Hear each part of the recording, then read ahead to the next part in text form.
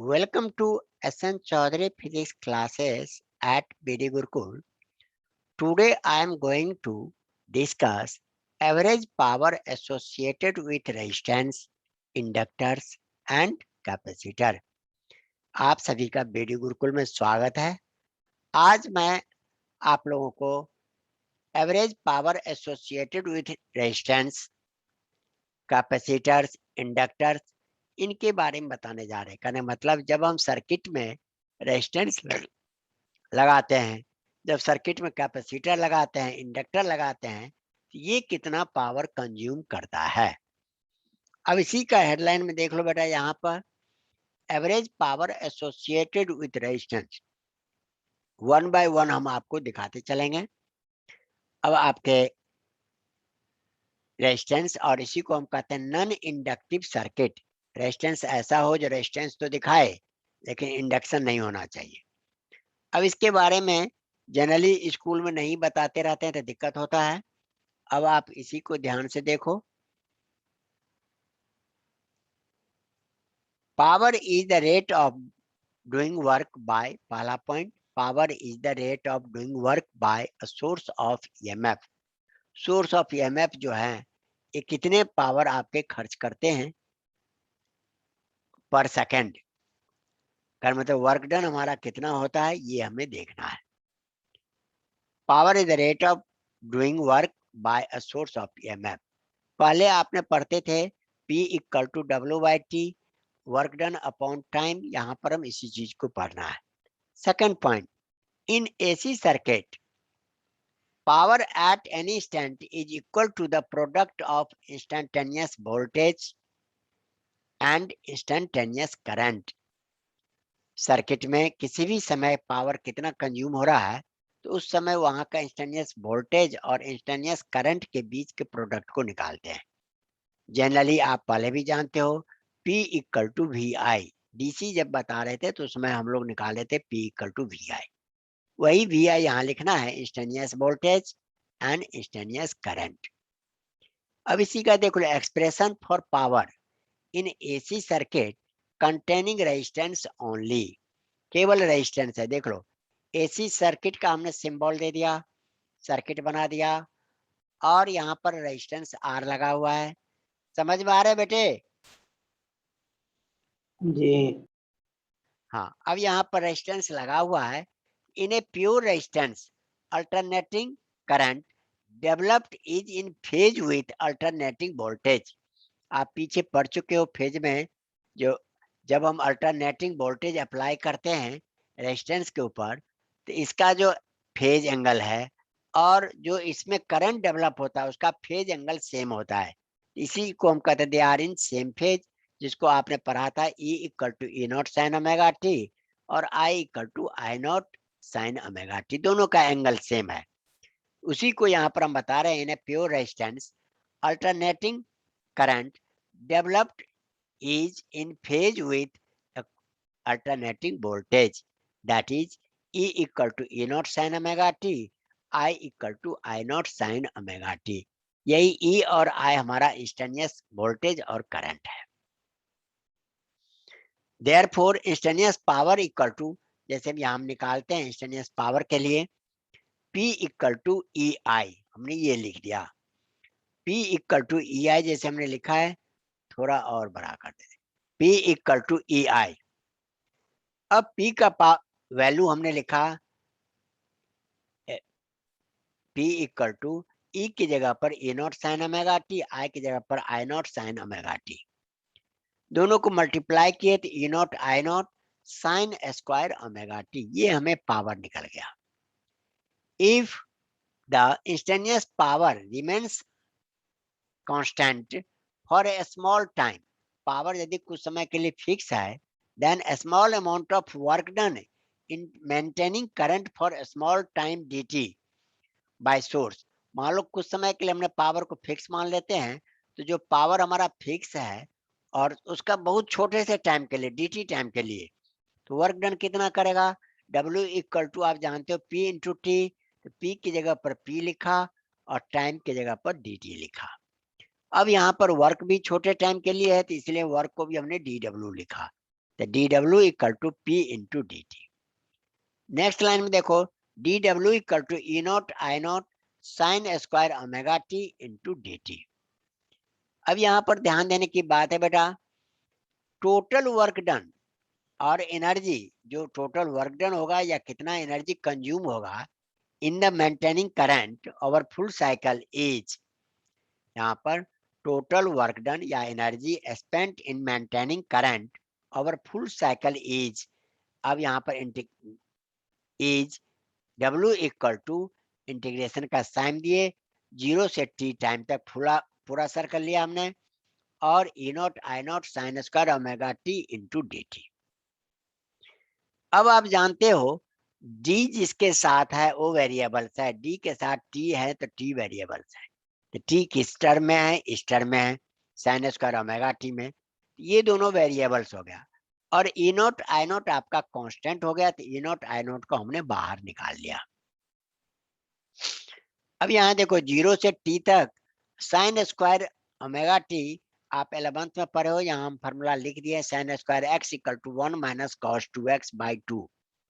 इसी आधार पर sign square omega T को लिखे 1 minus cos 2 omega T upon 2। अब यहाँ 0 से t तक है, अब इस dt से हमने मल्टीप्लाई कर दिया, तो देख लो dt हो गया और cos 2 omega T into D T, और 2 को हमने कांस्टेंट को बाहर निकाल लिया। अब इस आधार पर देखो आगे क्या होता है हमारे पास, देखो W equal to E naught I naught by 2, और इंटीग्रेशन हमने कर दिया dt का 0 से t तक, और 0 से t 2 cos 2 omega t into D T का। वैसे इसकी वैल्यू 0 होता है, डायरेक्ट भी लिख सकते हो।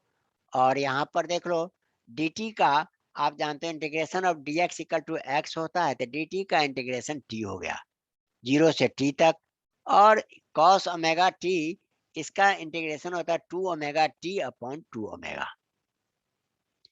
अब t की जगह पर एक बार कैपिटल T पुट करेंगे, एक बार 0 पुट करेंगे, तो इसमें भी देख लो t माइनस 0, और इसमें 2 इंटू ओमेगा, t की जगह पर capital T minus sine 2 omega into 0 by 2 omega. अब देख लो इसमें से तो पहले टर्म में तो t बच गया, और इस टर्म में बच गया आपका 2 ओमेगा की जगह पर 2 पाई बाई टी लिखा, t और t कैंसिल हो गए, ये साइन 0 डिग्री हो गया, ये रिजल्ट आ गया साइन 4 पाई।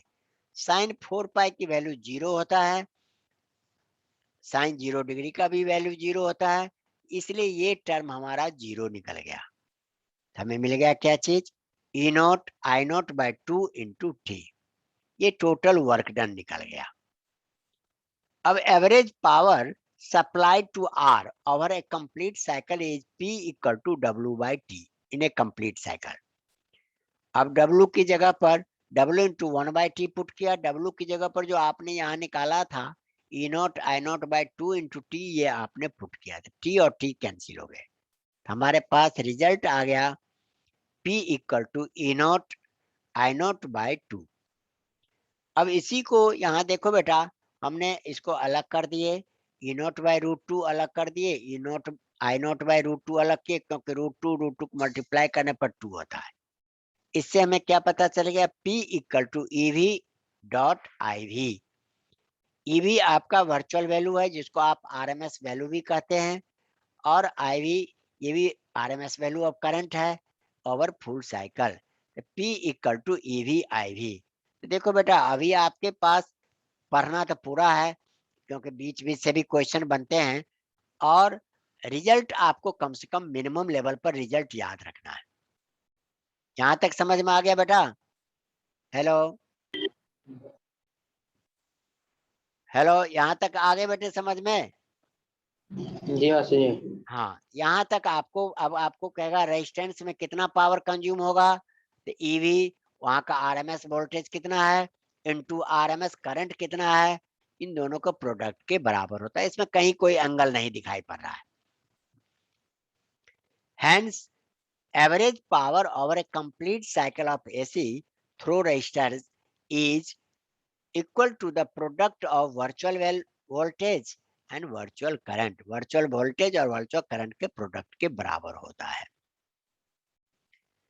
चलो अब यहाँ के बाद अब आप आते हैं average power associated with an inductor.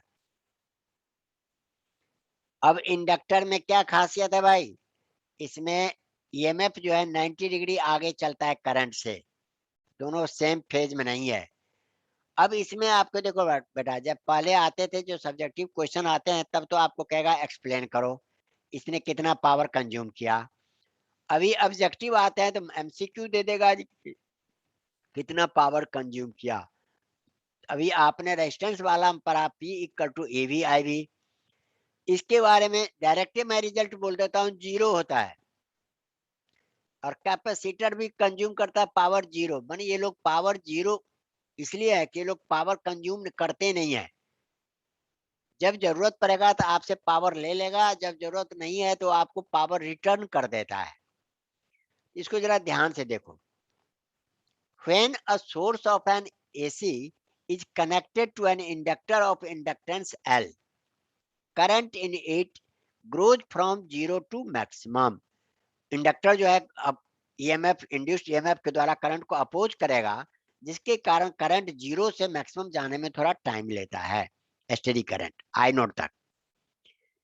An induced EMF developed in the conductor which appears the growth which opposes the growth of current.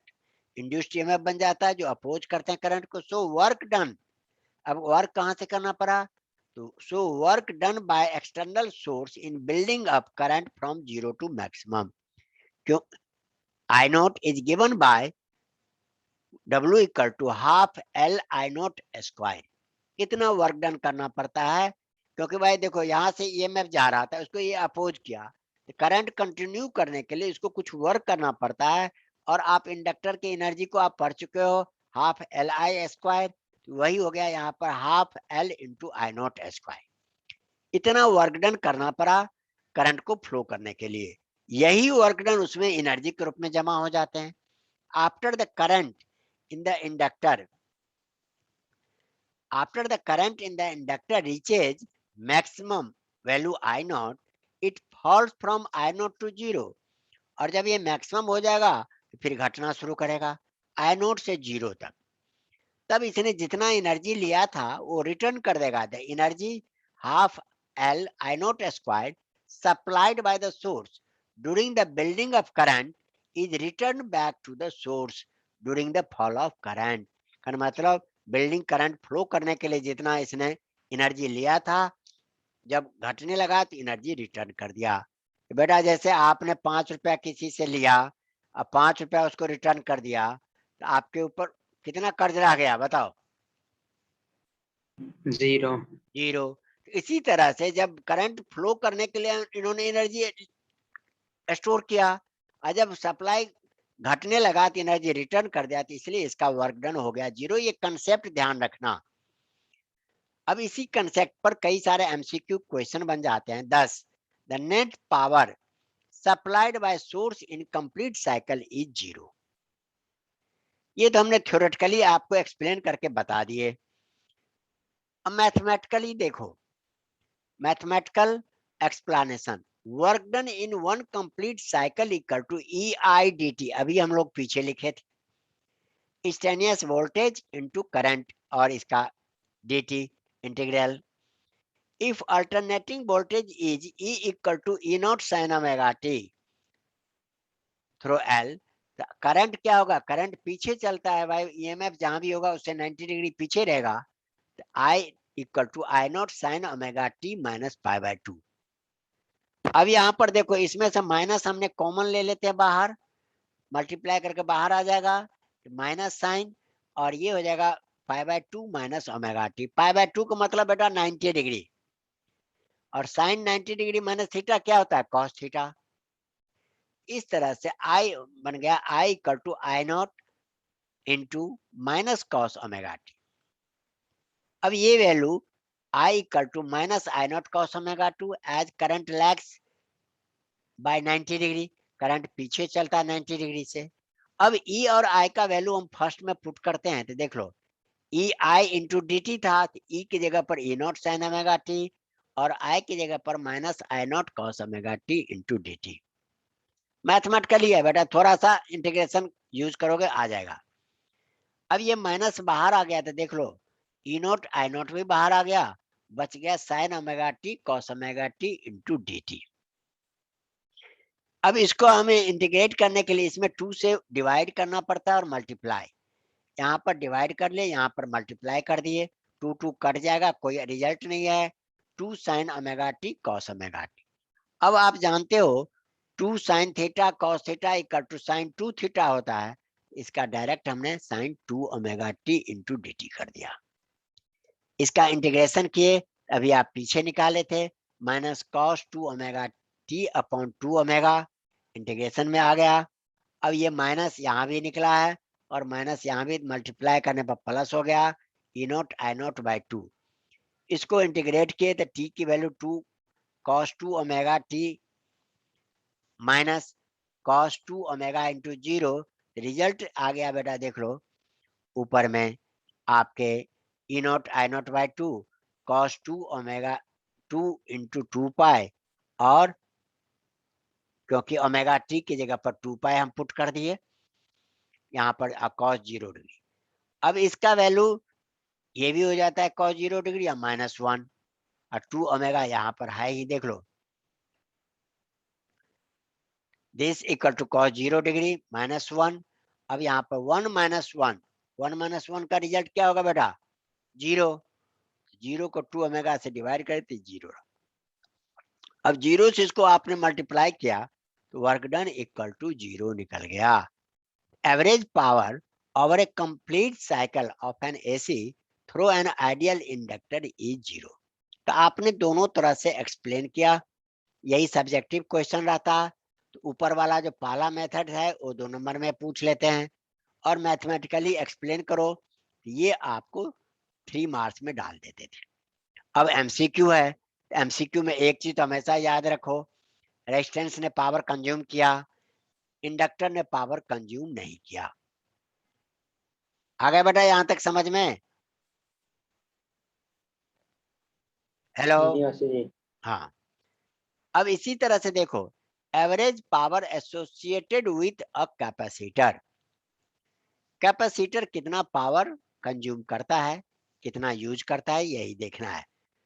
When a source of AC is connected to a capacitor of capacitance C, एक capacitor से हमने जोड़ दिया जिसका capacitance C है, the charge on it grows from 0 to maximum. Capacitor पर जैसे देंगे तो चार्ज करेगा कैपेसिटर को, तो धीरे धीरे एक ही बार डायरेक्ट नहीं चला जाता है, धीरे धीरे चार्ज करेगा, और धीरे धीरे चार्ज करेगा तो 0 से मैक्सिमम तक करेगा।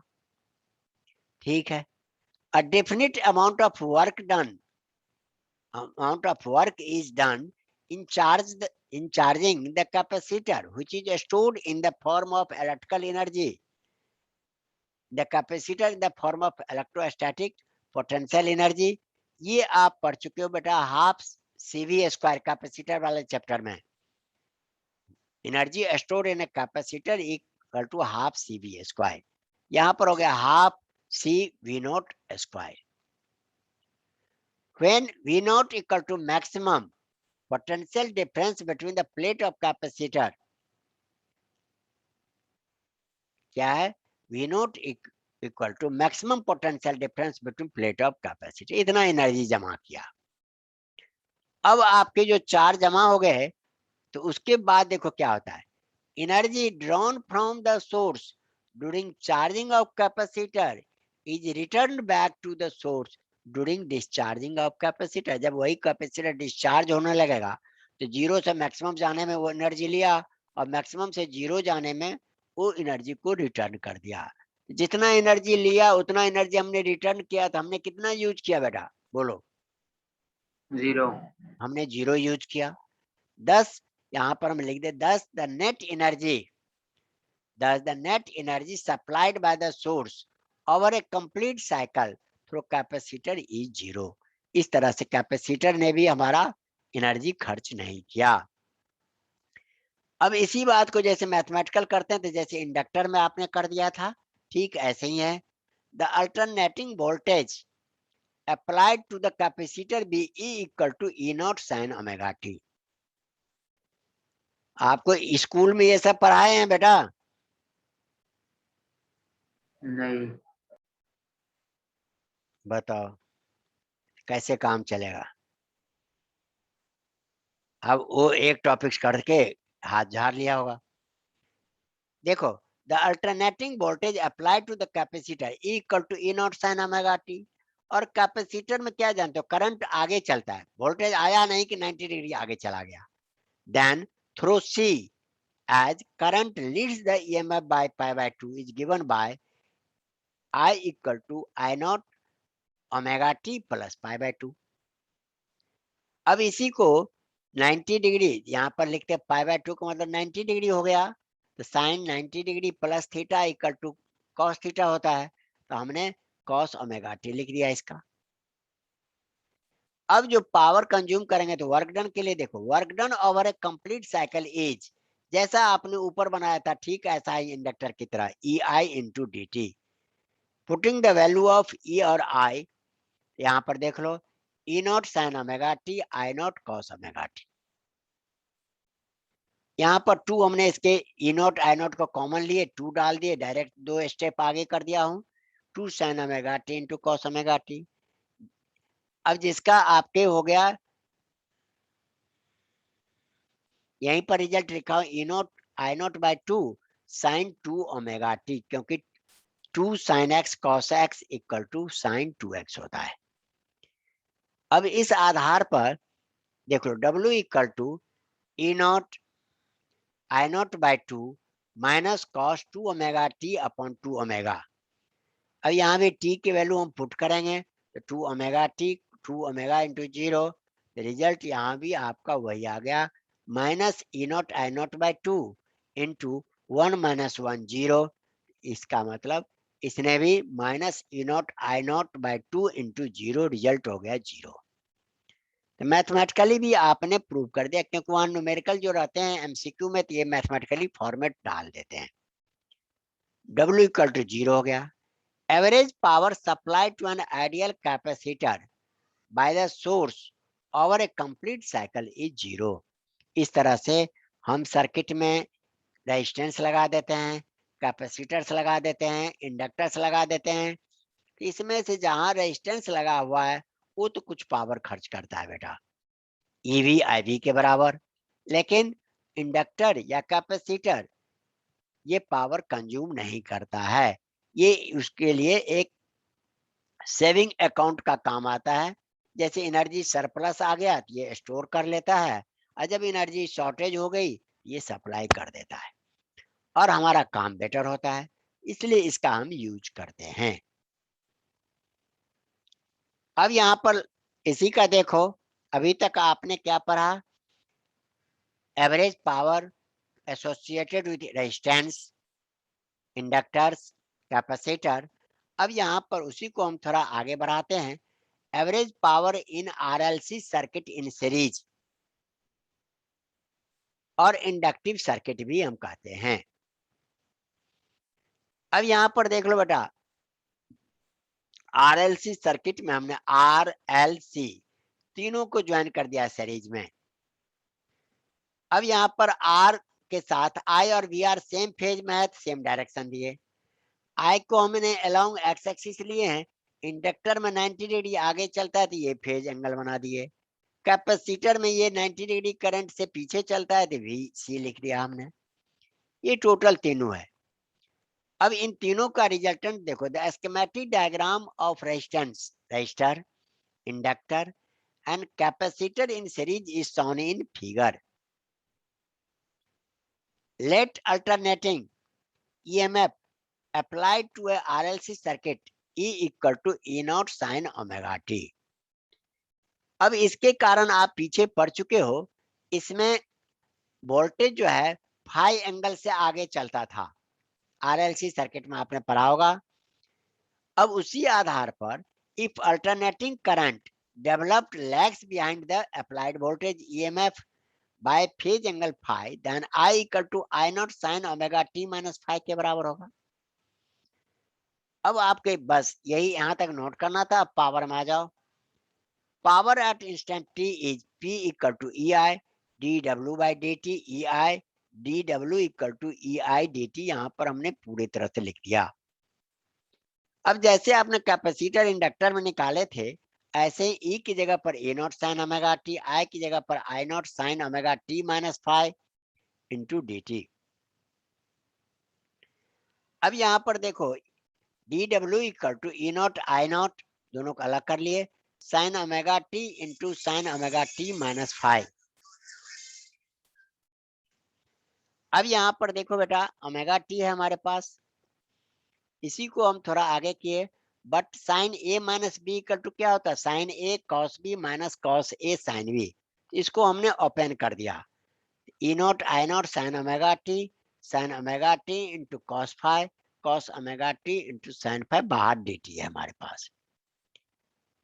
अब यहाँ पर जब हम इसको मल्टीप्लाई करते हैं, तो मल्टीप्लाई किए तो देख लो, E naught I naught sine omega T multi sine square omega T cos 5 into D T, और ई नॉट आई नॉट इसमें मल्टीप्लाई किए साइन ओमेगा टी, और ये cos omega T into sine 5 into D T. अब यहाँ पर E naught I naught sine square omega T into cos 5 into D T, और E naught I naught by two sine omega T into sine 5 into D T. अब यहाँ पर next line में देखो, हम इंटीग्रेट करने जा रहे हैं, कैसे करेंगे देख लो, ये डी डब्ल्यू इक्वल टू हमें मिल गया E naught I naught sine square omega T cos 5 D T, E naught I naught by two sine 2 omega T sine 5 D T. लेकिन हम क्या जानते हैं, 2 sine X cos X equal to sine 2x होता है, इसलिए हमने यहाँ पर ये यूज किया। तो total work done over complete cycle integrate करेंगे, इंटीग्रेशन में बताए थे बीच में प्लस रहे माइनस रहे, इंटीग्रेशन सब पर लग जाता है। 0 से t इसका भी इंटीग्रेशन कर दिए, और 0 से t E naught I naught by 2 इसका भी इंटीग्रेशन कर दिए। अब इंटीग्रेशन में हम देखते हैं d के साथ t है, तो यही वेरिएबल्स है, तो t वाला टर्म एक जगह रहेगा, बाकी कांस्टेंट बाहर आ जाएंगे। तो इसमें देख लो, sine square omega T D T भीतर में रह जाएगा, और इसका बाहर आ गया E naught I naught cos 5 बाहर आ गया। 0 से t साइन स्क्वायर का भी हमने पीछे किए थे 1 minus cos 2 omega T into D T, E naught I naught by 2 into sine 5, इसमें भी कॉमन आ गया, साइन 2 ओमेगा टी। अब यहाँ पर डायरेक्ट देखो, हम इसको इंटीग्रेट नहीं करते हैं, 0 से t sine 2 omega T into D t equal to 0, integrate करेंगे तो और लंबा हो जाएगा, ये टर्म 0 हो गया। तब तो आपके पास ये टर्म बचा है 1 minus cos 2 omega D T into minus, ये हमारे टर्म बचे हैं, और ये टर्म हमारा 0 हो गया, तो ये टर्म 0 हो गए। अब यहाँ पर देख लो, E naught I naught by 2 cos 5 into T minus 0, और ये 0 टर्म हो गया, तो यहाँ पर आपके t निकल गए। अब देख लो, omega equal to E naught I naught cos 5 into T. Therefore, average power in the inductive circuit over a complete cycle, average power जो हम निकालते हैं P equal to W by T, ये हमने पुट किया, रिजल्ट देखो बेटा आ गए, E naught I naught by 2 cos 5, T और टी कैंसिल हो गए, E naught I naught cos 5। अब देखो बेटा यहाँ पर क्या मिल गया हमें, P equal to E naught, इसको भी √2 अलग अलग कर दे, E naught by √2 into I naught by √2 into cos 5, तो P equal to E V I V cos 5। This is required expression, यही फॉर्मूला है। अब इसी फॉर्मूले के आधार पर आप आगे भी लिख सकते हो, जैसे रेजिस्टेंस वाला है, यहाँ पर दोनों सेम फेज में रहते हैं, तो 5 की वैल्यू 0 हो जाएगा, EVI भी हो जाएगा। इंडक्टेंस वाले में ये 5 90 डिग्री हो जाएगा, cos 0 डिग्री खत्म, और कैपेसिटर वाले में ये 0 डिग्री हो जाएगा, तो काम खत्म हो जाएगा। तो इस तरह से आपके रिक्वायर्ड एक्सप्रेशन हो गए। Therefore average power over a complete cycle is an inductor circuit is equal to the product of virtual EMF, virtual current and cosine of phase angle between the voltage। इस तरह से यहाँ तक आपने निकाल लिया। अब इसी का देख लो special cases in RL circuit, Z equal to R square X plus X L का होल स्क्वायर रूट अंडर है, इसीलिए हम यहाँ पर cos phi equal to R by Z लिख दिए। In RC circuit Z equal to root under R square plus X C का square, यहाँ पर cos phi equal to R by Z. अब जेड की जो वैल्यू होगा वो हम पुट करेंगे। In LC circuit Z equal to XL minus X C phi equal to 90 degree, यहाँ पर ये आ गया। In RLC circuit Z equal to R square plus XL minus X C whole square का रूट अंडर, ये हो गया cos phi equal to R by Z. In inductive circuit I V equal to E V by Z. यहाँ तक ये आपके बता दिए बेटे। यहाँ तक अब आपका जो भी है यहाँ तक कर लो, इस हिसाब से आपके देख लिया आपने। यहाँ पर इंडक्टर्स है, कैपेसिटर है, आरएलसी है, समझ में आ गया बेटा इसके? जी बहुत सारे फॉर्मूले हैं और थोड़ा बहुत अब आगे जब शुरू करेंगे तो उसमें थोड़ा कैच कर देंगे। यहाँ तक के आज स्टॉप कर देते हैं। यहाँ पर आप देख, कोई प्रॉब्लम है तो बोलो। ये चारों नहीं। डेरिवेशन निकल गए आपके। और आगे वीडियो सही लगे भाई लाइक शेयर सब्सक्राइब कर देना, और बच्चों को भी बेनिफिट हो, क्योंकि ये वीडियो लेक्चर का भी काम करेगा, नोट्स का भी काम करेगा, और एक एक लाइन करके समझाने का भी काम करेगा। Thank you.